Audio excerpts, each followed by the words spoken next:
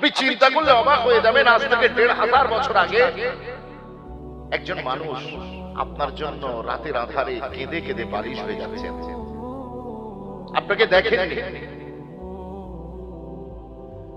দেখেননি, আপনার সাথে তার কোনো ব্লাড রিলেশন নেই, আত্মীয়তার কোনো সম্পর্ক নেই, কিন্তু তিনি আপনার জন্য কি ঠান্ডা, কি সর্দি, কি গরমি, কি বরসাত, কোথায় মক্কার বাজার, কোথায় তায়েফের গুহা, কোথায় হীরা পর্বত, তিনি সাজদায় পড়ে শুধু তার জবান থেকে একটাই কথা, উম্মতি উম্মতি उम्मती उम्मती।